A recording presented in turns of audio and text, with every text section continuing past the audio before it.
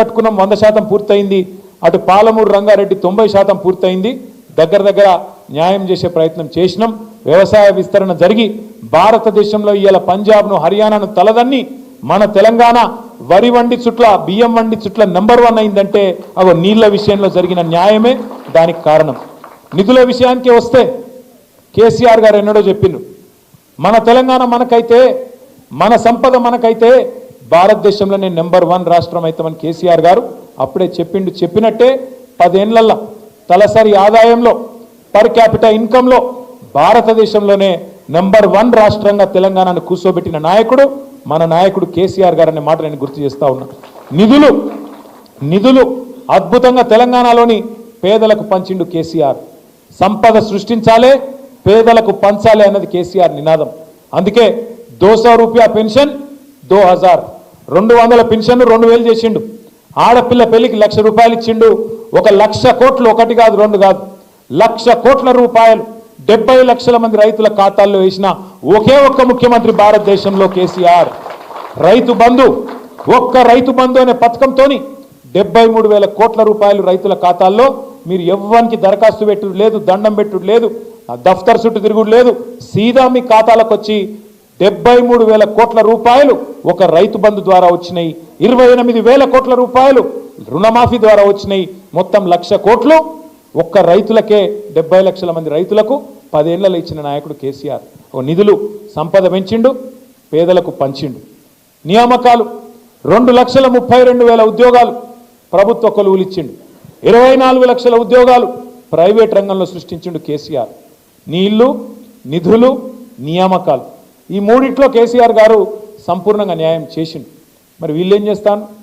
నీళ్ళేమో పాతాళం పోయినాయి, మొత్తం బోర్లు ఎత్తిపోతున్నాయి, నీళ్లు పాతాళానికి పోయినాయి. కేసీఆర్ మీద కోపంతో కాళేశ్వరాన్ని ఎండబెడితే ఇవాళ పొలాలు ఎండిపోతున్నాయని రైతులు ఏడ్చే పరిస్థితి జనగామలో, సిరిసిల్లలో, సిద్దిపేటలో, ఎన్నో జిల్లాల్లో ఇలా రైతులు పొలాలు ఎండిపోతున్నాయని ఏడుస్తున్నారు.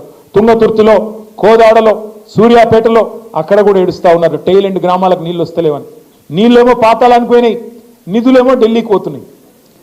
టకీమని మీకు పడతలేవు, కానీ ఢిల్లీలో రాహుల్ గాంధీ ఖాతా మాత్రం మోగుతున్నది.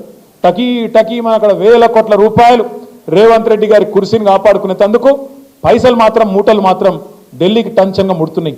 ఇక మూడోది నియామకాలు ఎప్పుడో గాలికి పోయినాయి. జాబ్ క్యాలెండర్ అన్నాడు, 2 లాఖ్ ఉద్యోగాలు అన్నాడు. రేవంత్ రెడ్డి చెప్తే నమ్మతలేరని రాహుల్ గాంధీని పట్టుకొచ్చిండ్రు. అశోక్ నగర్ చౌరస్తాలో కూర్చోబెట్టిండ్రు, ఛాయ్ తాగిపించిండ్రు, బావర్చీలో బిర్యానీ తినిపించారు. ఛాయ్ తాక్కుంటే రాహుల్ గాంధీ గారు చెప్పిండు, 2 ఉద్యోగాలు ఊడగొట్టుర్రి మీరు, కేసీఆర్ ఉద్యోగం, కేటీఆర్ ఉద్యోగం ఊడగొట్టుర్రి, ఊడగొడితే మీకు 2 లక్షల ఉద్యోగాలు ఇస్తా అని చెప్పిండు మొదటి సంవత్సరం. వచ్చినాయా మరి 2 లక్షల ఉద్యోగాలు? 6,000 ఉద్యోగాలు కూడా ఇయ్యలే. అంటే కాంగ్రెస్ ఎంత ధోకబాజీ పార్టీ చెప్పేందుకు, ఎంత దగుల్బాజీ నాయకత్వం కాంగ్రెస్ పార్టీది చెప్పేందుకే ఇదంతా మీకు చెప్తా ఉన్నా. ఇదంతా పరిస్థితి గిట్లుంటే రేవంత్ రెడ్డి గారు మొత్తుకుంటాను మైకులలో, తెలంగాణ ఈజ్ రైజింగ్ అట. తెలంగాణ ఎన్లా rising? Telangana is definitely rising. ఎన్లా? క్రైమ్ రేట్ల రైజింగ్. నువ్వు వచ్చినాక క్రైమ్ రేటు బ్రహ్మాండంగా 23% పెరిగింది. Telangana is rising. అప్పులలో బాగా పెరిగింది.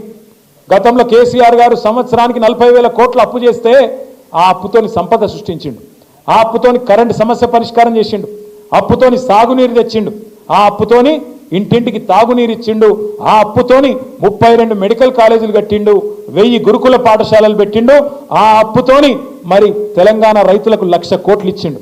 నేను రేవంత్ రెడ్డిని అడుగుతున్నా, సంవత్సరానికి 40,000 కోట్ల రూపాయలు కేసీఆర్ ప్రభుత్వం అప్పు చేస్తే అప్పుల పాలు చేసిండని చెప్పి లబలబా అన్నావు. మరి నువ్వేం చేస్తున్నావు? ఇవాళ ఒకటే ఒక్క సంవత్సరంలో కేసీఆర్ ప్రభుత్వం 40,000 కోట్ల అప్పు చేస్తే సంవత్సరానికి 1,50,000 కోట్ల అప్పు చేసిన మాట వాస్తవం కాదా? పోనీ 1,50,000 కోట్ల అప్పు చేసినావు, ఒక్క కొత్త పథకం చాలు చేసినావా? ఒక్క ఇందిరమ్మ ఇల్లుకి ఇటుక పెట్టినావా? ఒక్క మనిషికి రేషన్ కార్డు ఇచ్చినావా? ఒక్కలకు తులం బంగారం ఇచ్చినావా? ఒక్క ఆడబిడ్డకు 2,500 ఇచ్చినావా? ఒక్క ముసలాయనకు 4,000 ఇచ్చినావా? రైతులకు రుణమాఫీ అన్న చక్కగా చేసినావా? ఏం చేసినావు? ఎందుకైతుంది అప్పు? మరి కేసీఆర్ అప్పు చేసిండంటే భవిష్యత్తు మీద పెట్టుబడి పెట్టిండు. కేసీఆర్ అప్పు చేసి భవిష్యత్తు మీద మంచిళ్ళ కోసం, కరెంటు కోసం, సాగునీటి కోసం, మన సంపద పెంచడం కోసం, రాష్ట్రాన్ని బాగు చేయడం కోసం అప్పు చేస్తే పేదోళ్ళకి ఇచ్చిండు. నువ్వేం చేస్తున్నావు? మరి ఆడికి పంపుతున్నావు పైసలు.